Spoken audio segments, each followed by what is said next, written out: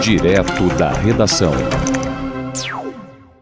Já está comigo aí na linha o economista Ranulfo Vidigal, a quem cumprimenta, quem dou bom dia nessa manhã de segunda-feira. Bom dia, Ranulfo.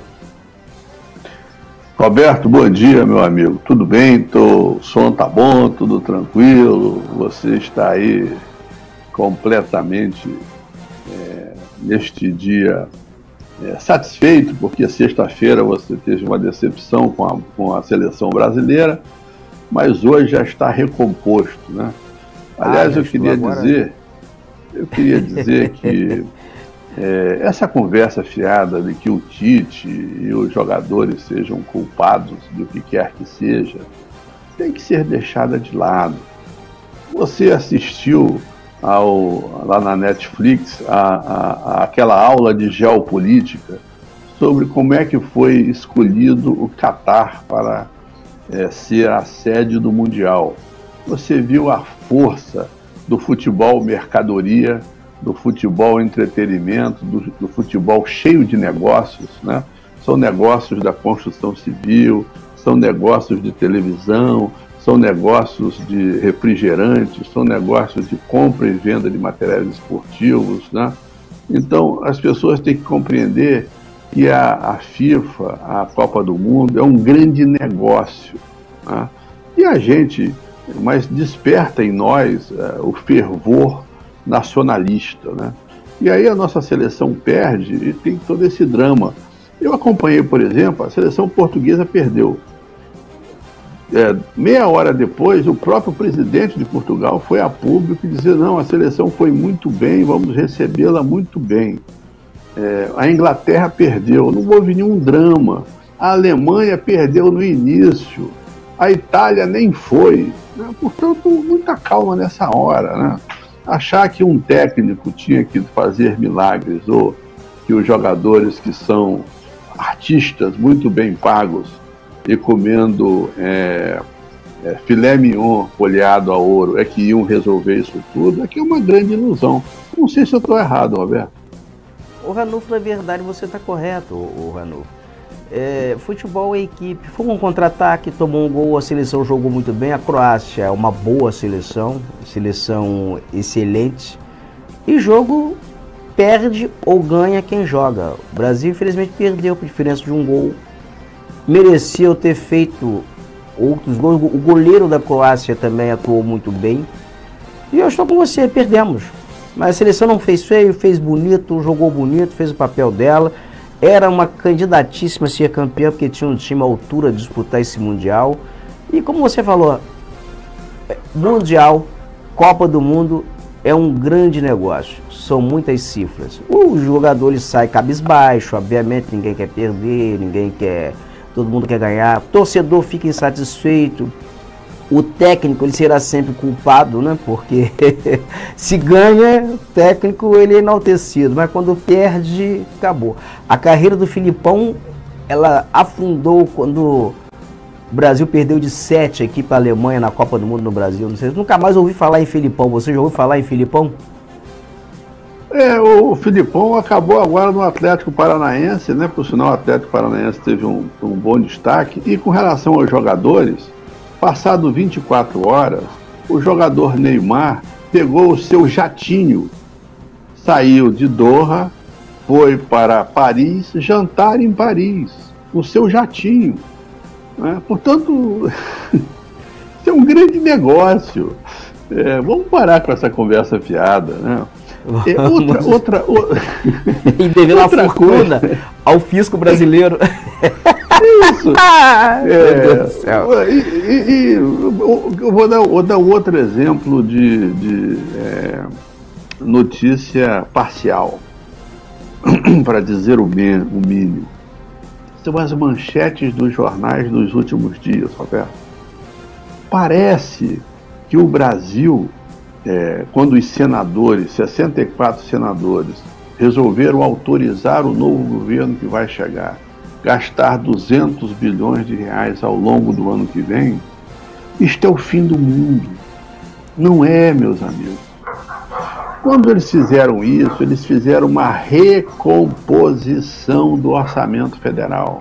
Eu vou dar exemplos concretos. Você, meu amigo, que está me ouvindo e me assistindo, e que vai todo mês lá na farmácia popular pegar seu remédio de pressão ou seu remédio de diabetes.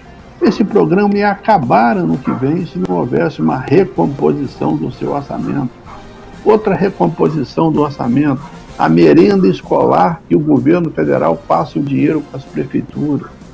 Outro exemplo de recomposição do orçamento desses mesmos 200 bilhões. O salário mínimo vai poder ser de R$ 1.320. E, aliás, o capitão Bolsonaro sugeriu 1.400. Outra coisa, vão continuar as 20 milhões de famílias recebendo os seus R$ 600 do Auxílio Brasil, que parece que vai virar Bolsa Família.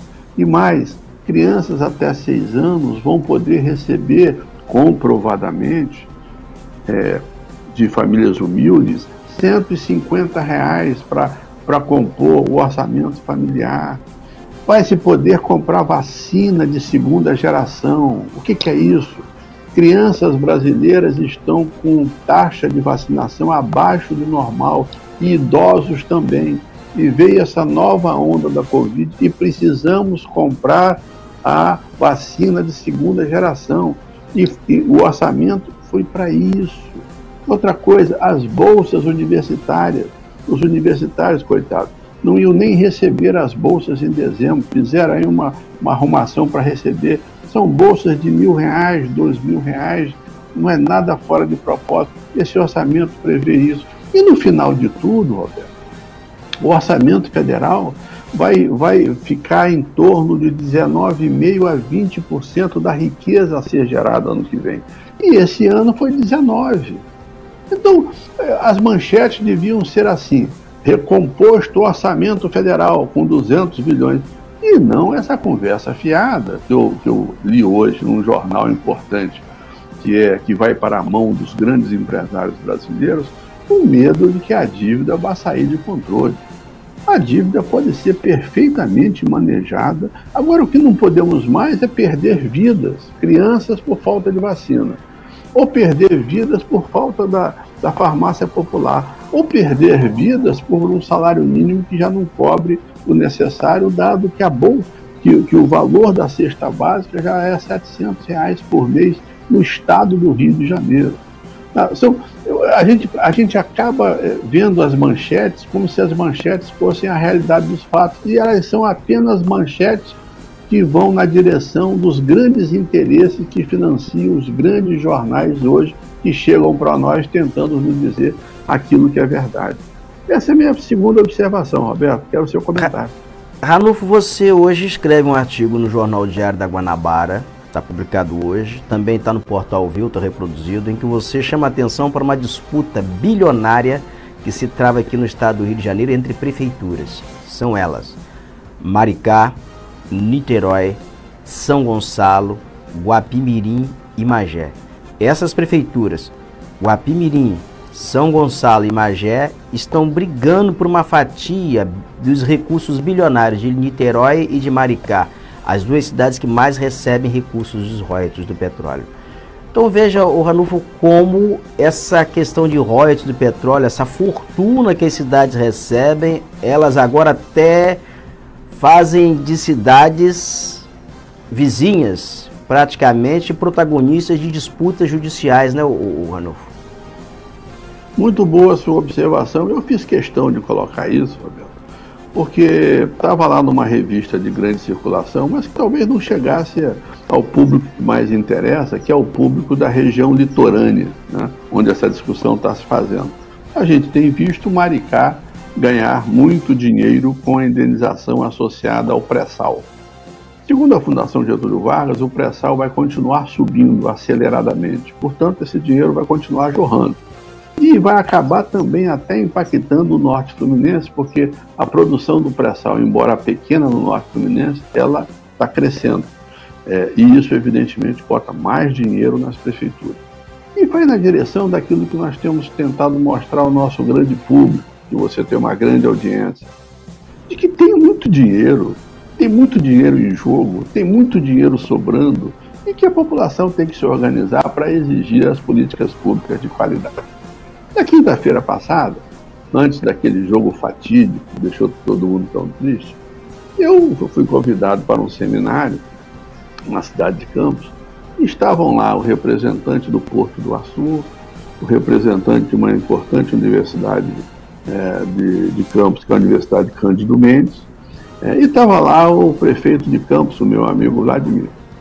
E ele anunciou aos quatro cantos que realmente ano que vem Campos vai ter o maior orçamento da sua história. E mais, anunciou que só com dinheiro próprio vai investir nos próximos 2 anos 500 milhões. E com a ajuda do governo do estado, outros 600 milhões. É isso. Tem dinheiro jorrando e as disputas vão ser cada vez maiores no sentido de que a gente tenha melhor infraestrutura nas cidades. Mas aí eu volto a reiterar. Se a população não se organizar para fazer a reclamação inteligente e correta, parte desse dinheiro vai virar vento. Ou estou errado? Tá certíssimo. O dinheiro tem que ser bem fiscalizado, a população tem que ficar de olho, cobrar suas demandas, porque do contrário não chega na ponta. E 2 bilhões, você veja, Ranulfo, o orçamento de Campos, eu diria a você que vai chegar a 3 bi. Nós já falamos isso daqui.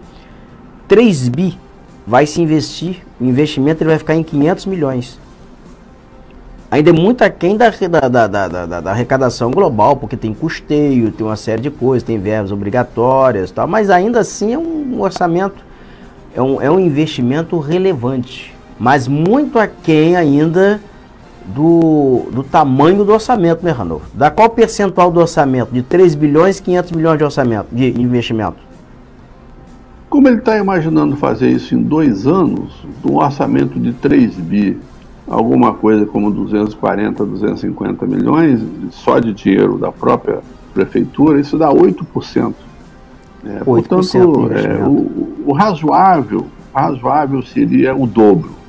Mas ele está premido também pela questão da dívida. Ano que vem ele vai pagar uma parte do endividamento da cidade e vai pagar cerca de 200 milhões de reais.